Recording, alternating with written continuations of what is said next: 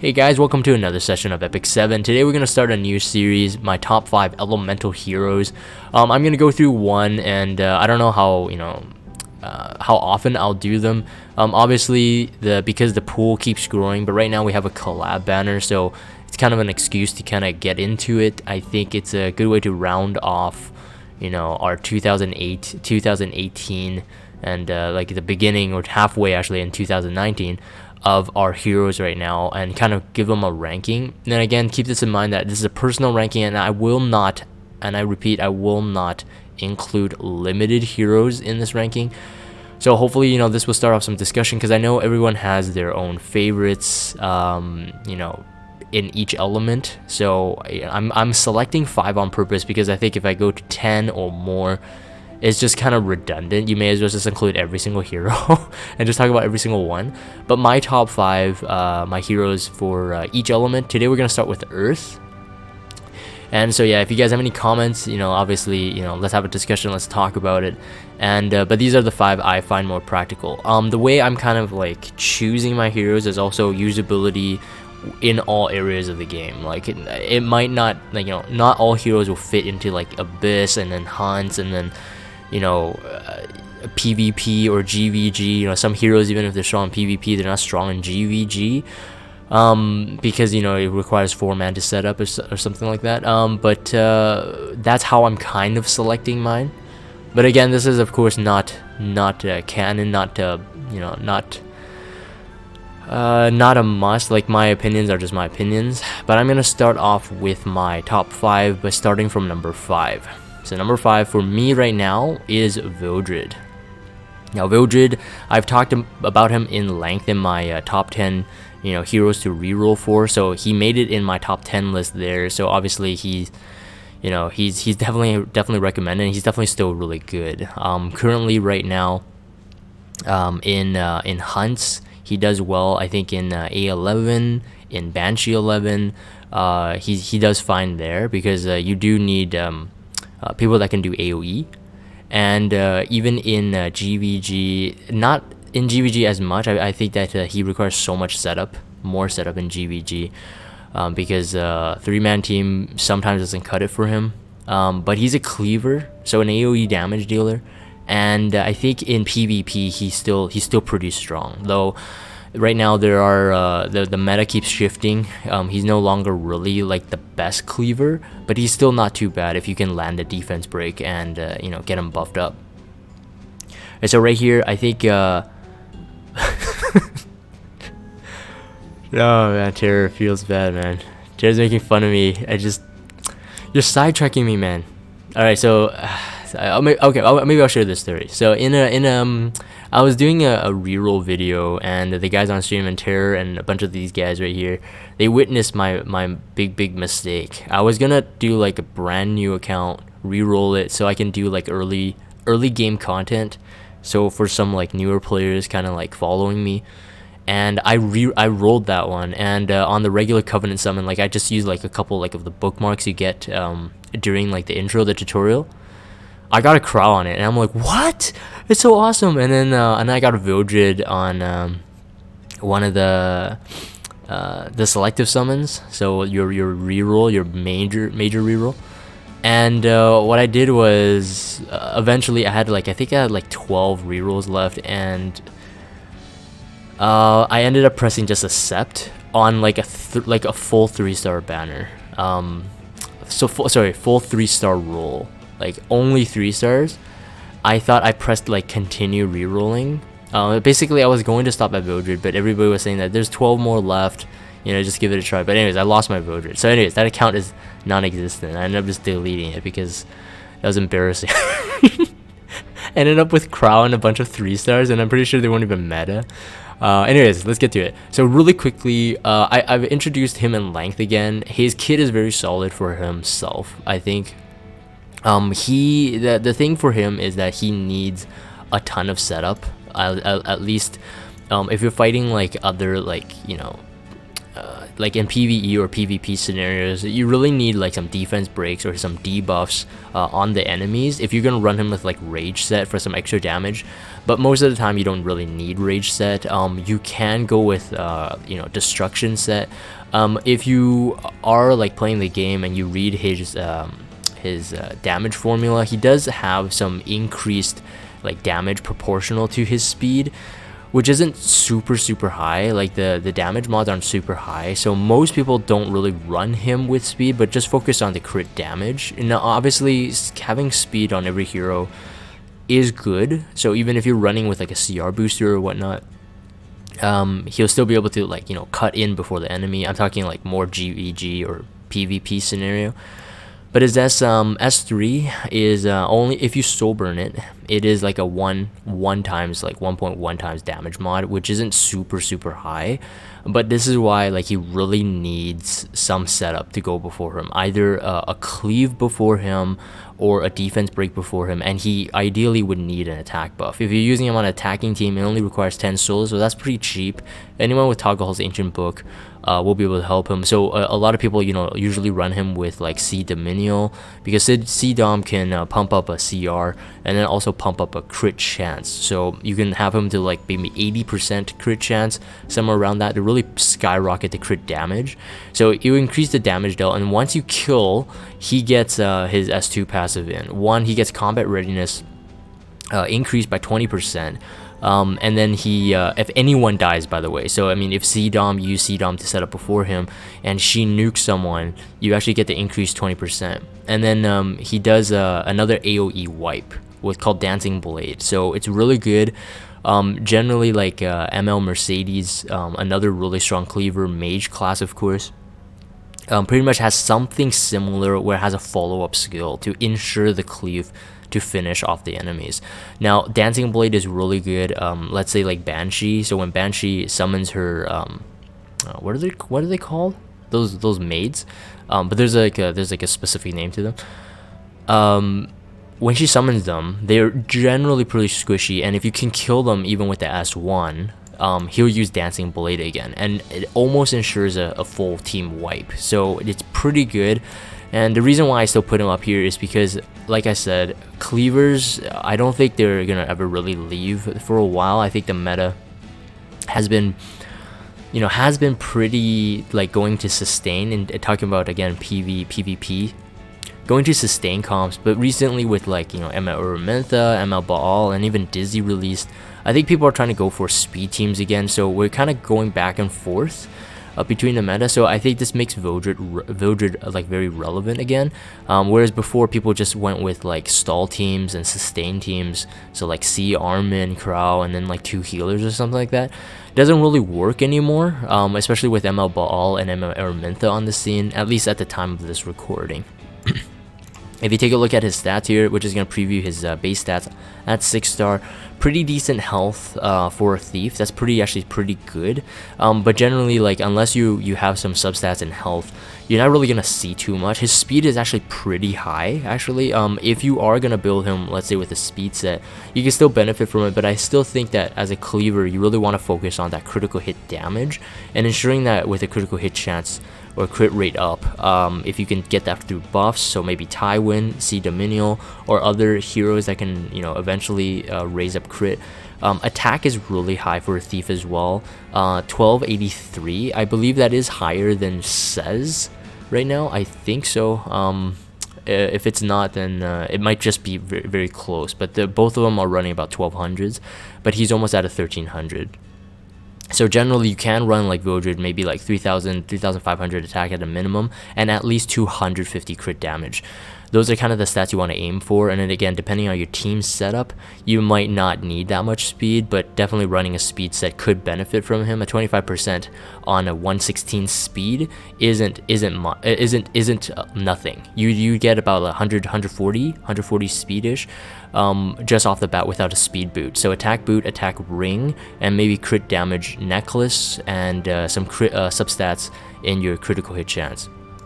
Again, I think unless you're running him fully, like, you know, you want 100% critical hit chance, I think having 80% is pretty good, noting that it is AoE damage you're doing, and most of the times if you can kill with the S3, he follows up with an S2, so if you miss a crit here or there, you have one enemy dead anyway.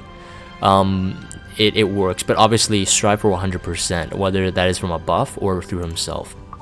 And for me, number 4 on the Earth list, and you know, I know that a lot of these heroes I'm going to go through are 5 stars, and 5 stars are way harder to come by.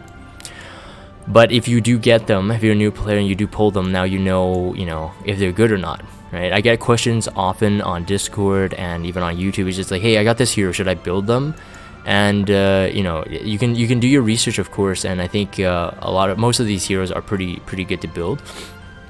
Iseria for me is ranked 4 in my top 5. She's ranked 4, and the only reason why I ranked so low, it's not because she's bad. All right, it's not because she's bad. It's not because Vildred is bad. It's just because in my kind of experimentation and usage of them, I really do think that you know, again, she's good for PvP and PvE scenarios.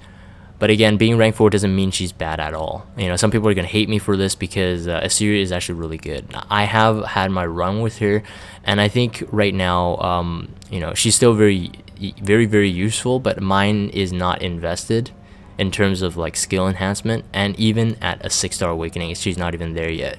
It's just because I have too many priority heroes to build. But I will eventually build her. Her S3 is extremely good, but keep in mind that she is an Earth Elemental hero. So for her to land this on, let's say, a fire hero, you're going to get a 50% chance to miss. Unless you run Oath Key, which reduces the missing chance. It decreases the defense, and it's 100%, so none of your skill enhancements actually improve the chance of it proccing, so that's already really good. And so she can focus fully on damage. As you can see here, there's 40% raw damage if you skill enhance it. That makes it incredibly strong, and it's a 2x mod. It's a 2x mod for this skill itself. So single target nuker, she's extremely strong. Makes them unbuffable, the target, so very good for PvP as well. GVG in some scenarios, if the bosses or hunts, they can be unbuffed, or yeah, they can't be buffed. So I think Golem, she works really well for like Golem all the way up to Golem 11. Decreased defense as well for 2 turns, very good. And then as well, it dispels all buffs. So all buff dispel on one skill with all these debuffs, extremely strong, and being a single target nuke, very good. You do get 1 turn cooldown if you skill enhance it, so 4 turns is not bad, especially Iseria. You most likely would build her for speed. So if she's built for speed, you know, she'll be able to get her turns quicker, and therefore be able to use full bloom all over again. In PvP and GVG, a lot of team comps are running her with Tamarine, and you know, that's a story in and of itself, because I will cover Tamarine in her respective video in the top 5 fire heroes. So spoilers, she made it to the top 5. I'm gonna go and the S2 is really good. Single target skill, but resets all the full skill cooldown. Now the thing is about this one is that apparently it doesn't reset the skill cooldown for like passive skills. So something like Kayron's Immortal, I forgot, was it I think Arbiter Vildred as well. It doesn't reset their cooldown.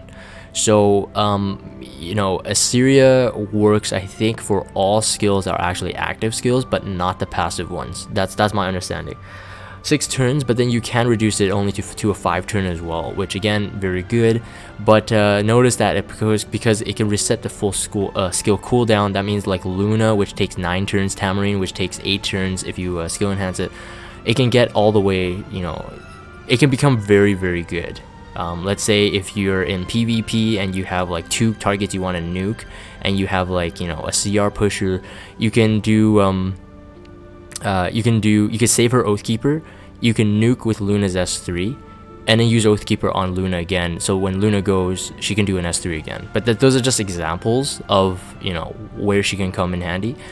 S1 is also really good. You can enhance this up to a 50% decreased defense chance, but if you soul burn it, which only requires 10 souls, you can get it up to 100% because it increases the effect chance up to 50%. Again, like I said, mine is not in hand, so mine would be at 85% if I did soul burn it, and I do often do it as well. It is also, with a soul burn, also a 2x mod. So being a single target nuker 2x mod is not something to laugh at. If you build her as a nuker, she can do extremely high damage single target wise. I remember very early in the meta, when Silk and, you know, when I was like really low rank, I ran to Iseria. I'm just like, you know, one of her S3s can like nuke out any of my ice heroes, and I was like really shocked. I was like, what's going on? But of course my understanding was pretty limited back then as well. If you look at her 6-star awakening, what's really impressive with her is her health. So being a ranger, rangers usually do have pretty high health, but she has one of the highest ones. 6,000 health, which means that if you are building her just in a support role, just focus on speed, effectiveness, so she can land her debuffs. Speed, effectiveness, and, you know, get her health high. She can go as high as, I think, 14,000 health pretty easily if you have, let's say, a health necklace with, you know, let's say, you know, a couple health substats. So it's pretty good. I mean, just keep that in mind, like 100% total health stats, percentage wise, will get her to 12,000 health, right? So it's not too difficult, not extremely difficult, but I have seen something as high as like 14,000, which gives her some room to breathe. And of course, if you can get some defense with some of the substats, you can make it pretty beefy.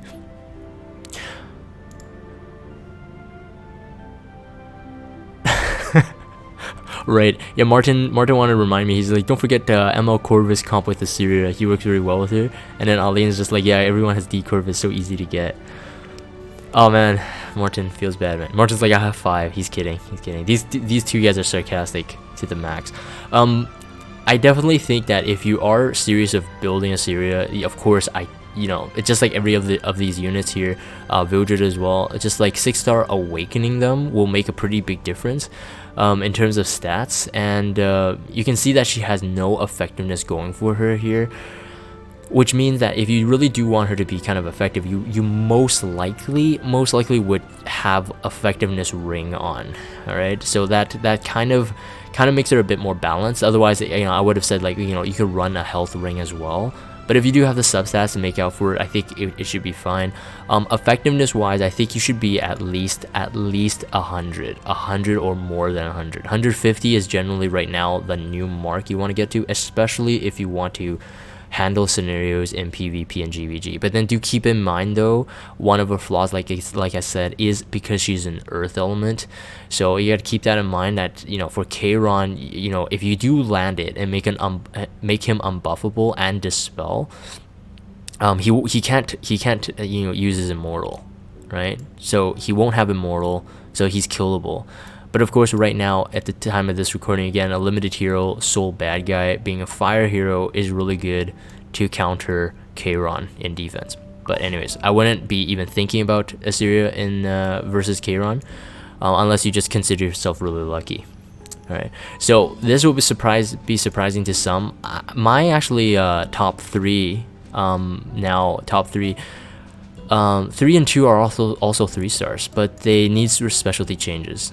My number 3 is actually Righteous Thief Roozid. The only reason why I select them is because, you know, not that because I'm dissing any of the 5-star Earth heroes like Euphine and Charles, you know, they're all really good. But I think actually Righteous Thief Roozid is actually a lot better in terms of like his full kit. Now, you know, some people may be thinking, wait, Jagan, you said your way of ranking them is their usefulness in PvP and GVG, but Righteous Thief Roozid, if you actually build him properly and actually like put love into him, he can actually be really good in PvE scenarios as well. PvE scenarios. I'm going to preview the stats right now. This is not counting his skill tree. 4,300 health, again, very low compared to, like, let's say we just compared Vildred, another thief, with near 5,000 health. Right, so this is very low. He's pretty squishy, but I have seen a lot of Roozids even in PvP with like 12,000 HP Roozid. But his full kit, his whole kit himself, actually lends himself to being like pretty good sustaining because he can self-heal, you know, he can evade, so he's actually really good. It's just that most people when building Roozid, they're thinking about a CR pusher in arena, which, you know, after the CR push, they don't think about what he does in the, you know, second, third, fourth turns, but he's actually really good. So I mean, keep in mind 106 speed here, but again, we'll talk about the skill tree a bit. Up to a 25% CR push, but then also grants the caster for continuous heals for 2 turns. So continuous heal on himself. It is scaled, you can see here on the side. Recovers the target's max health proportional to the max health at the beginning of the turn. So it recovers the target's max health proportional to the max health. So a lot of people do build him with like 12,000 HP. 12,000 HP, I think it almost it almost gets him like, I think, 1,000 to 1,500 HP per turn. And if he puts a speed buff on himself, I mean, it's just he can get a lot of turns and CR push, and he has CR push. Yeah, no, Aline, I know his stats are higher in the skill tree. So Aline's trying to add to what I was just trying to say. But yeah, CR push and increase his speed, so he can get multiple turns, so he can really get his heal off quite a lot. So his survivability is actually not bad at all. If you guys have watched my GVG videos, there was one where like it was him versus Kluri and Corinne. I had him left, even though I lost him at the end, but he survived for a really long time. It's just because of all of his skills.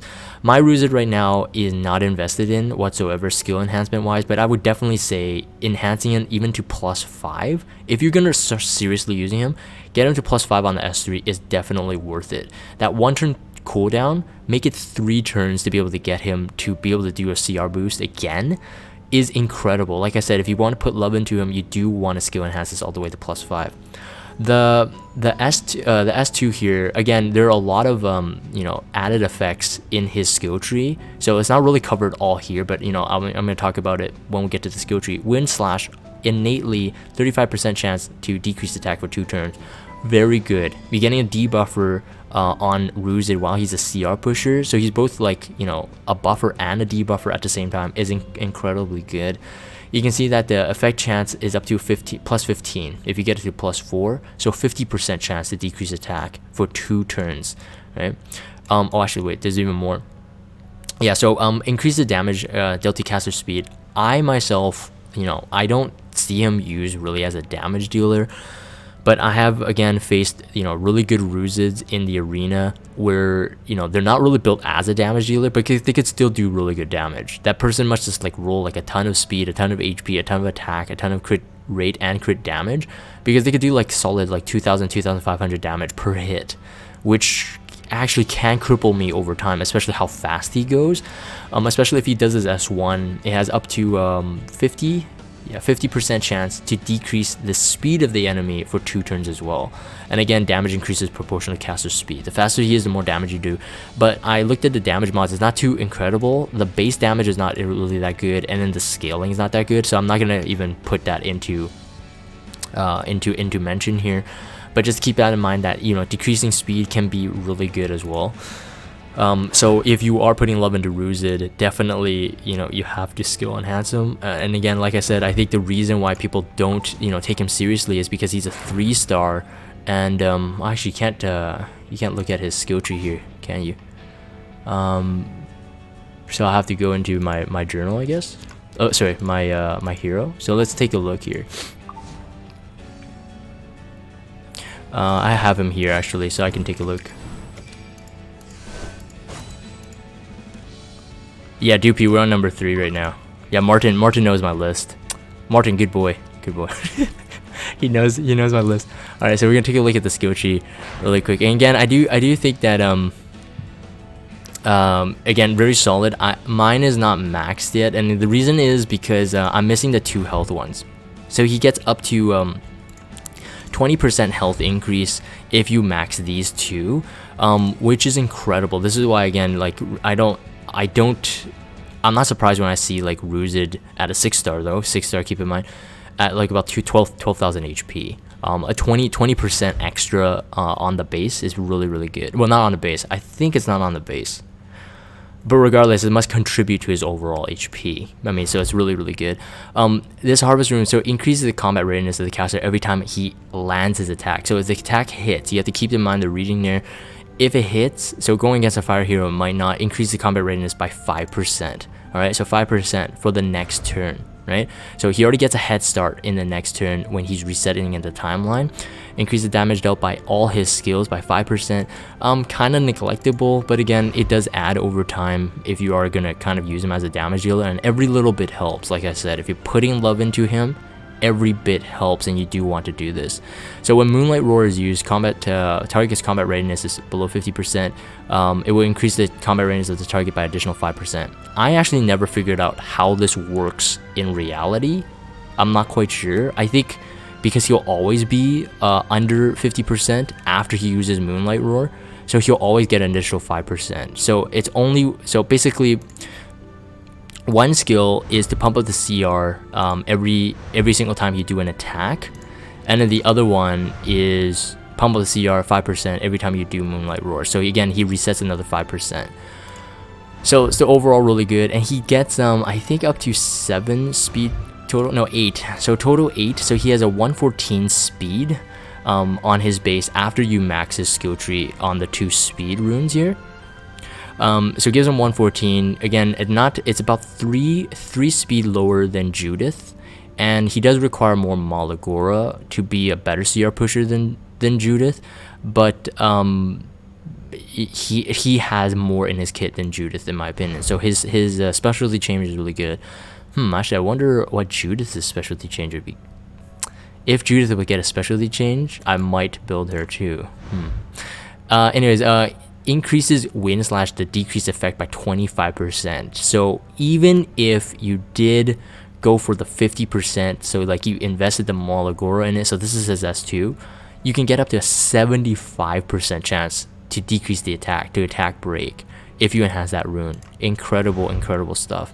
Win / again will decrease the target's combat readiness by 15%. This is only if you do the skill tree. It's not in the innate skill itself, but very good. But it's a 75% chance to proc, which is still really high, but it's not 100%. Just keep that in mind. After the attack, the caster has a 10% chance to increase evasion for 2 turns. Increase evasion, I think it's a 50% chance to miss, but only after receiving an attack on him initially. Now he does have you can run him with, like, let's say a Moonblade or Moon, is it called Moonblade? Yeah, and the evasion artifact, because he's a thief, and so if they already miss him and he might get increased evasion, then that makes him really hard to nail down, which is really cool. Roozid is my number 3. Mama no. Ricklington, yes, you came in late, but it's fine. Actually, since I'm here, I will actually do my top 2 in here, since I realized the skill tree, I guess you can't see it in the journal. So my number 2 is actually Falconer Kluri. Falconer Kluri recently got a nerf, at least, you know, at the point of this recording, she got a nerf. Maybe she'll get a buff in the future, I don't know, who knows. So she's not as, quote unquote, not as broken, not as good, but she has an increased turn count on her S3. I'm gonna talk about this in a bit, but it used to be up to 4 turns. So if you skill enhanced it to reduce the cooldown, it was 4 turns, which made her completely broken. So people, so Smilegate ended up kind of nerfing her a bit to kind of like readjust the balance, and I kind of agree that it was the right thing to do. She was extremely broken. Right now, she's still really good. I still use her, so it definitely I didn't recall her. Right. Let me talk about her skill sets first.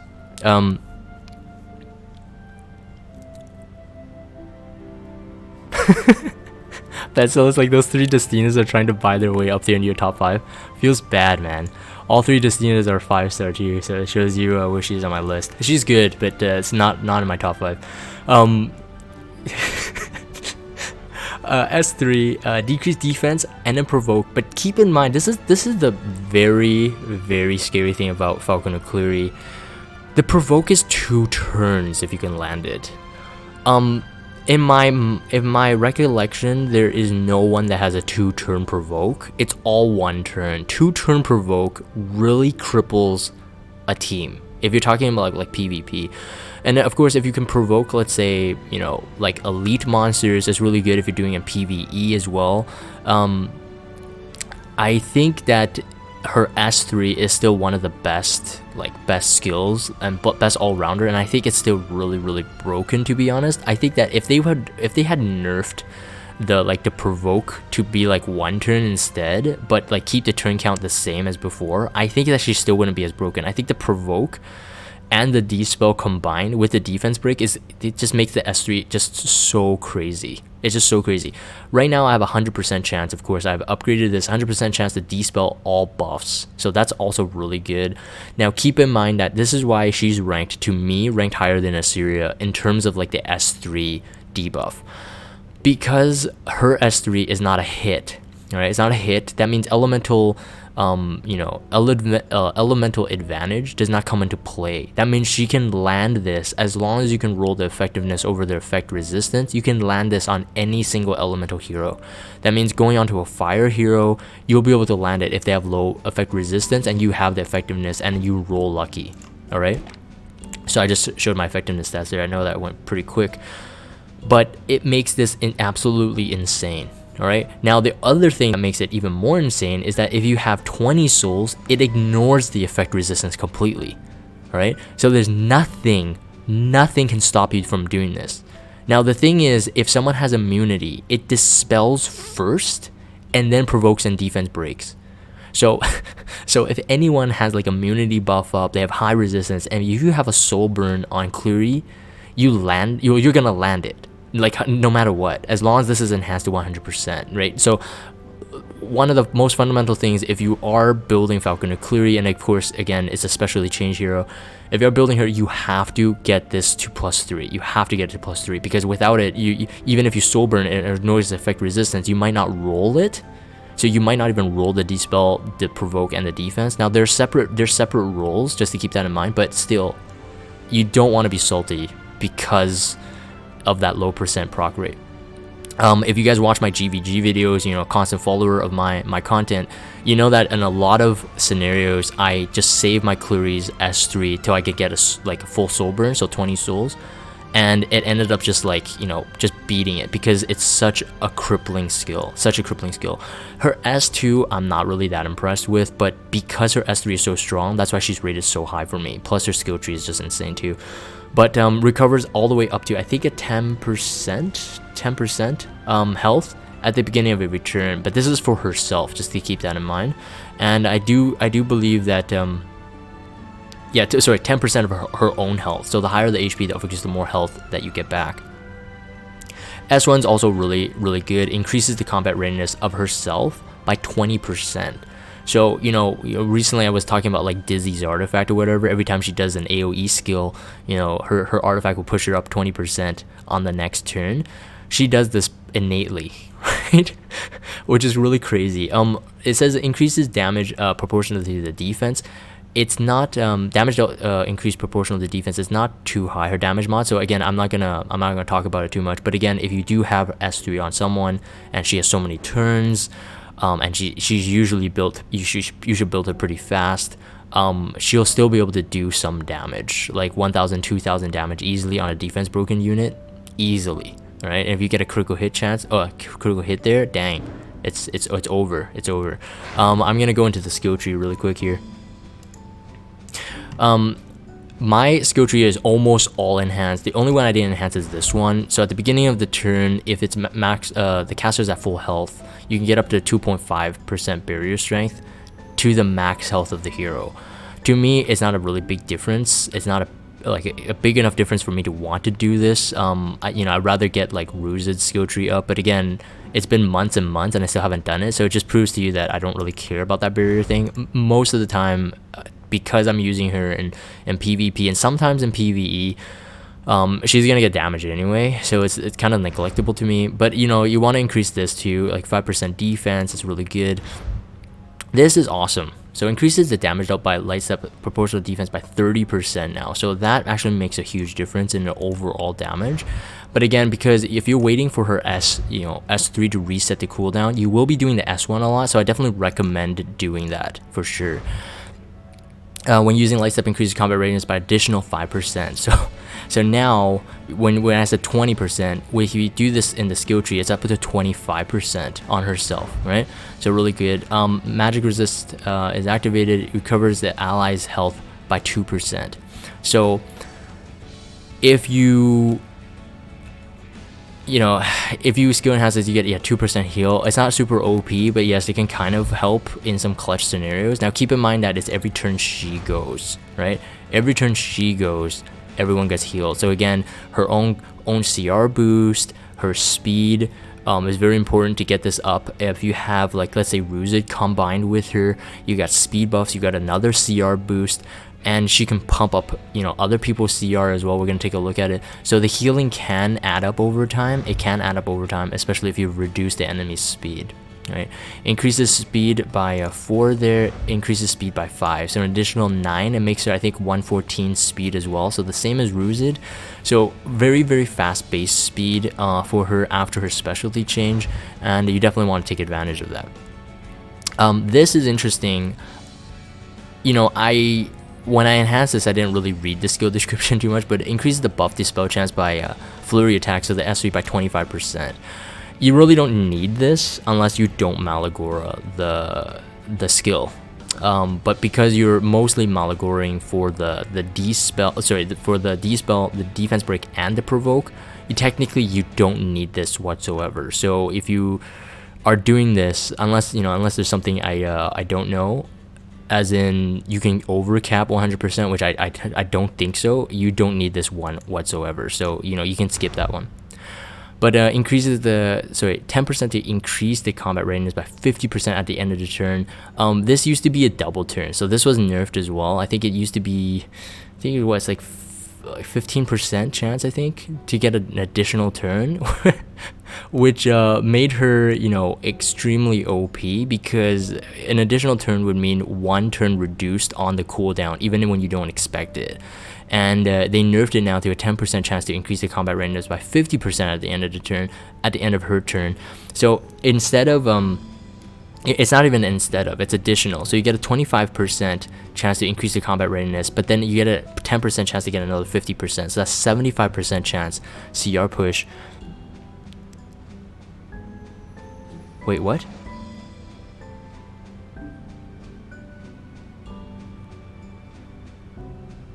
Oh, okay, sorry, my bad. So Aline is saying that Malagor only increased the provoke and defense break chance, but the dispel chance is only from skill tree. Are you sure about that? Hold on, let me see. I think we're done with the skill tree. Oh wait, no, this one too. I'm gonna finish this one and then we're gonna go back. I'm gonna double check here. 100% chance to increase combat readiness of a random ally by 10% using light step. This has been very fundamental. Again, if you have her like sped up, if you have her turns and he does an S1, it's a lot of benefit for Kluri to get multiple turns. A lot of benefit to get her multiple turns. So however you can do that, if you really want to focus on her, however you can do that with speed buffs, with an additional CR push from the outside, so like let's say coupled again with Righteous Thief Roozid, it's very good because she can pump up people's CR, but it's a random and it's only one hero. So I'm gonna go back here. I'm gonna double check. Oh, I see. Yeah. Okay. So okay, got it. Yeah. Thank you guys. Thank you. Because yeah, they said that the skill enhance, it says the debuff chance, but the dispel is not a debuff. Got it. Perfect. Okay. So that makes complete sense. That makes complete sense. So it was a 75% chance then to dispel all buffs, but then 100% chance to provoke defense. Okay, got it. Thank you guys, thank you. That's my mistake. So yes, you definitely need that skill tree then. You need to actually finish that one off. I know I didn't talk about the artifacts in those heroes, but I think I'll save that for, just for, actually we're gonna go back to the journal here because I want to show her base stats as well. I'm going to save artifacts for like hero showcases more, the discussion and builds. So I'm not going to talk about that here, but if we can open it up, here we go. So I'm gonna view all, and I'm gonna go into just their base stats here. So Falconer Kluri, of course, she's a knight, but a 3-star. And keep in mind that she has some defense buff. So you can see that her health is 5,914. It's actually not super high for knight. It's not super high, but it's kind of like middle range. I think Charles has lower health than her, but you know, it's still really good, of course. The defense is pretty decent. And like I said, with the skill tree, her speed is one of the highest knights right now in the game. You do want to benefit from that, and she gets a 18% effectiveness if you max out her tree. I think her last one is a 12% effectiveness, which mine doesn't have actually. So it could really benefit her if you max her awakening. And then on to my last one. So my last one here, I think you guys can maybe figure it out, but my rank 1 is actually Bellona. Bellona, not a limited hero, so far one of the best defense breakers in the game. But now like Tywin has a buff, so you know she kind of has some competition. So Tywin can do 100% defense break. She can do 100% defense break as well. But her kit, I think, is like I like it a bit better in terms of like if you're gonna go for a consistent, you know, defense breaker, I think Bellona, you know, not counting elemental advantage here, I think Bellona is the better defense breaker. Now Bellona is also really good in, you know, high HP boss fights because her S1 does 4% of the target's max health. So we're talking about HP damage. So if you guys have watched, you know, some of my previous Abyss videos when I used to run Bellona, and a couple of the floors, it's just like, holy crap, like she did as much damage as my Luna did, even though she wasn't built as a damage dealer. Now keep in mind, when we're talking about HP damage, it is scaled from crit damage, so the percentage of your crit damage. So if you have 250 crit damage, your HP damage is multiplied by 2.5. So 2.5 of 4, I think, is about 10. If you get it to 300%, of course, that's pretty high, but 300% crit damage, you're looking at a 12% on a boss. So it doesn't matter how much HP they have, 12%, you know, you hit them 10 times, they're pretty much dead. So Vessel is like, I want Bellona. Bellona is extremely good.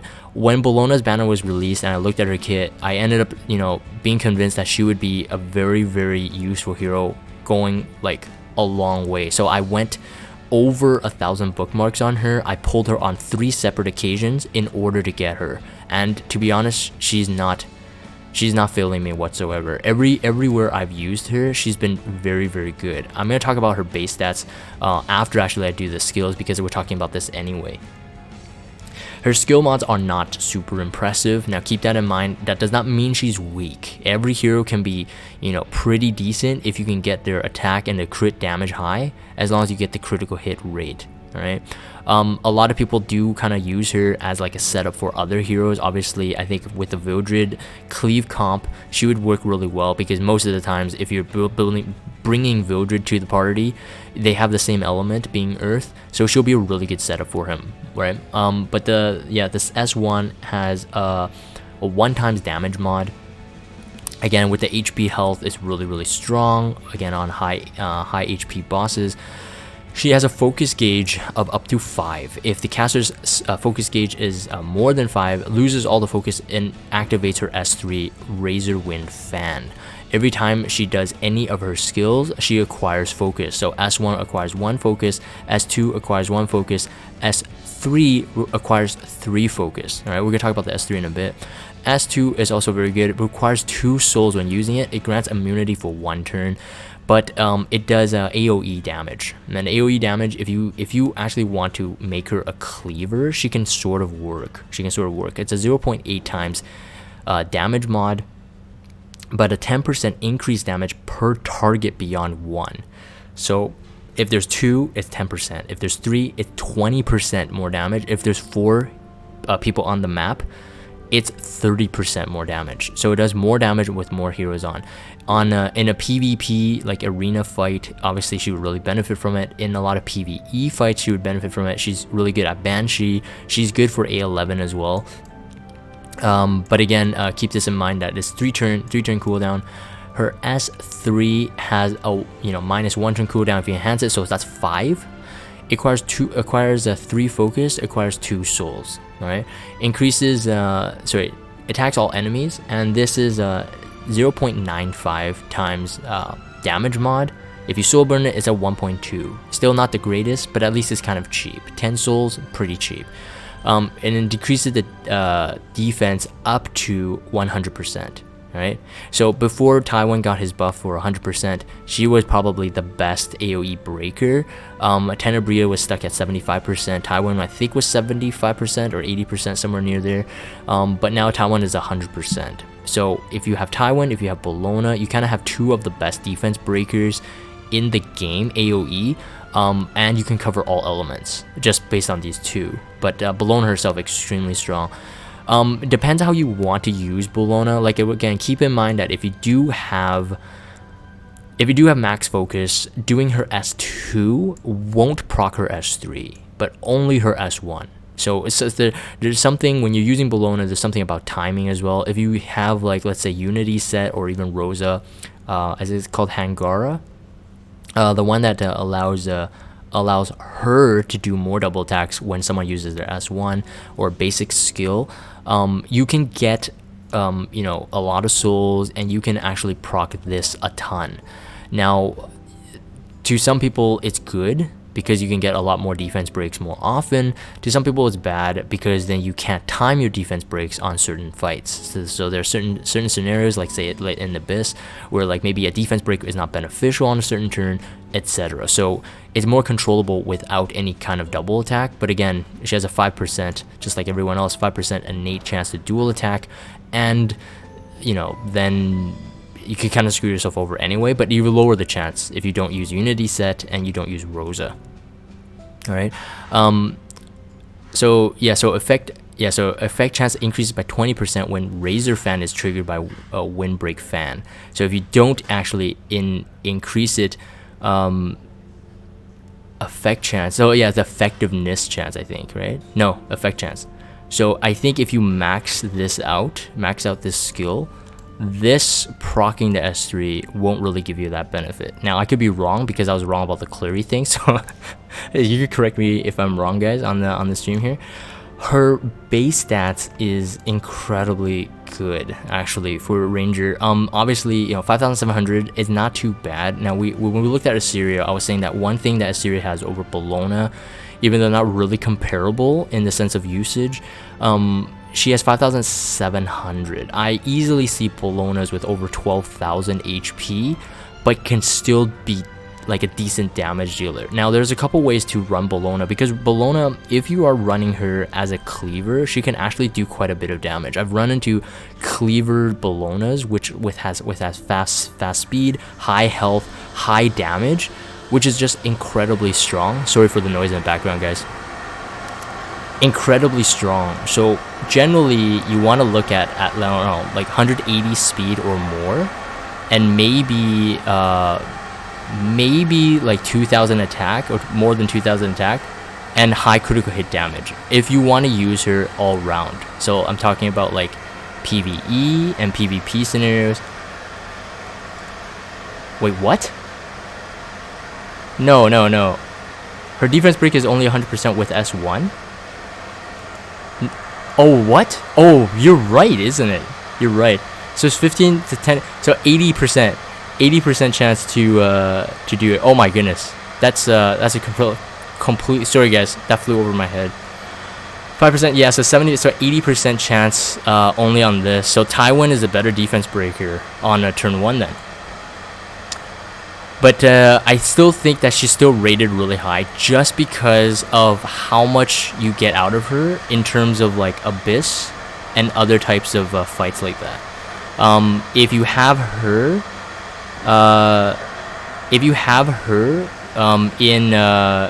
later on, as the game expands, more bosses, etc., I think she's gonna still go a long way, and right now she's still really good at setting up in PvP and even GVG, on GVG defense teams, GVG offense teams, and the same for PvP. She's still really good. I use her with the Bloodstone right now as a kind of like an off healer, since Bloodstone heals based on damage dealt. But then that would of course require your Bellona to have, you know, really high attack, high critical hit damage as well. But it ended up being pretty good. So my Bellona right now using Bloodstone, I pretty much don't take it off her. But anyways, that's my thoughts on it. So anyways, I'm gonna end that one there. So those are my top 5, ranking from 5 all the way to 1. I think Bellona for me is number 1. But to be honest, when I was formulating this, I had a really tough time actually choosing, like, you know, Kluri and Bellona. Those two are for me almost tied in my list. Those two are almost tied for me. But you know, to each their own. Of course, this is just an opinion, and hopefully this is sort of useful for, you know, newer players kind of wondering if I should build these units. Now again, I will reiterate that does not mean that any of these 5-star heroes are terrible, but it's just for me that these ones have like the most usage in like general content overall. So anyways, I'm gonna end this one here. Leave your comments down below who you think that, you know, you would have had in your list, or what are your top 5. And I'm gonna end this one. So yeah, if you guys have Discord, check out the Discord server, follow me on Twitter, and subscribe to YouTube if you haven't. As always, thank you guys for watching, and I will see you next time.